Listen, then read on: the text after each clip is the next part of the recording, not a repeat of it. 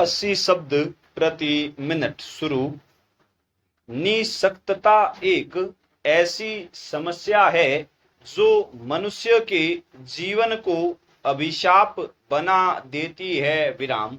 यह समस्या न केवल भारत में वरन संपूर्ण विश्व में पाई जाती है। विराम।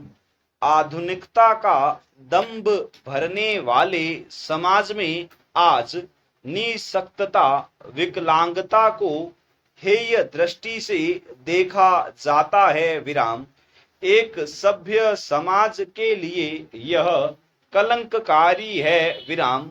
निःशक्तता वास्तव में एक सामाजिक समस्या है जिसे मानवीय दृष्टि से देखा जाना चाहिए। विराम। भारतीय समाज में प्रायः निःशक्त जनों, विकलांगों, दिव्यांगों को तिरस्कृत होते हुए देखा जा सकता है। विराम। इतना ही नहीं वरन इन्हें कभी कभी पारिवारिक सदस्यों द्वारा तिरस्कृत किया जाता है। विराम। समायोजन पूर्ण व्यवहार की अपेक्षा करने वाला निःशक्त व्यक्ति परिवार से ही लगातार तिरस्कृत होने के कारण कुंठित होने लगता है। विराम। फलस्वरूप शारीरिक निःशक्तता के साथ साथ वह मानसिक रूप से भी निःशक्त, दिव्यांग, विकलांग होने लगता है। विराम। निःशक्तता एवं उसके प्रकार। शरीर के किसी अंग अथवा मस्तिष्क के बाधित अथवा अपूर्ण विकास को निःशक्तता के रूप में परिभाषित किया जाता है, जो मानव समाज की एक संवेदनशील समस्या है जिसका सामना निःशक्त जनों को करना पड़ता है। विराम। निःशक्त जनों को शिक्षा, रोजगार, स्वास्थ्य, यातायात आदि तक पहुंच बनाने में काफी समस्याओं का सामना करना पड़ता है जिससे वे सामाजिक, आर्थिक एवं शैक्षिक क्षेत्र में पिछड़े रह जाते हैं। विराम। इस संबंध में अंधेपन एवं बधिरता से ग्रस्त हेलेन केलर ने कहा कि दृष्टिहीनों की प्रगति में मुख्य बाधा दृष्टिहीनता नहीं अपितु दृष्टिहीनों के प्रति समाज की नकारात्मक सोच है। विराम। भारत में निःशक्तता की समस्या न केवल अधिक है बल्कि इसमें धीरे धीरे वृद्धि ही हो रही है। विराम। वर्ष 2001 की जनगणना के आंकड़ों में निःशक्त जनों की कुल संख्या जहां 2.19 करोड़ थी, वहीं वर्ष 2011 की जनगणना में यह बढ़कर 2.68 करोड़ है। विराम। देश के कुल विकलांगों में पुरुषों का 55.9% तथा महिलाओं का 44.1% है। विराम। देश की कुल आबादी में निःशक्त जनों की आबादी 2.21% है। विराम। वर्ष 2011 की जनगणना में 8 प्रकार के निःशक्त जनों, दिव्यांगों को शामिल किया गया है, जैसे दृष्टिहीनता, मूकता, बधिरता, चलन क्रिया में असमर्थ, मानसिक मंदता, मानसिक रुग्णता, बहु विकलांगता एवं अन्य कोई। विराम। निःशक्तता के स्वरूप। निःशक्तता के प्रायः 2 रूप होते हैं। पहला शारीरिक निःशक्तता, दूसरा मानसिक निःशक्तता। शारीरिक निःशक्तता में उस निःशक्तता को शामिल किया जाता है जो शारीरिक अंगों के अविकसित रह जाने अथवा दुर्घटना इत्यादि में अंग विशेष के समाप्त हो जाने से उपजती है। विराम।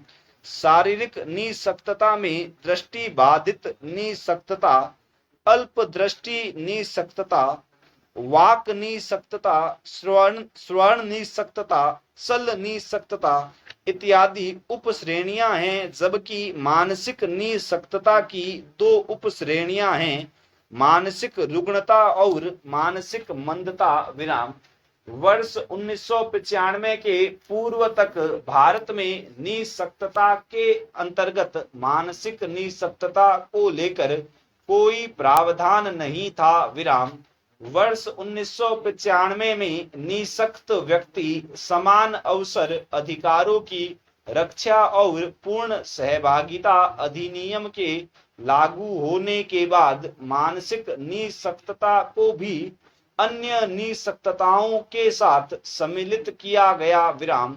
इस अधिनियम के अंतर्गत किसी मानसिक विकार से पीड़ित व्यक्ति को मानसिक रुग्णता तथा मस्तिष्क के बाधित विकास अथवा अपरिपक्व मस्तिष्क वाले व्यक्तियों को मानसिक मंदता की श्रेणियों में वर्गीकृत किया गया है। विराम।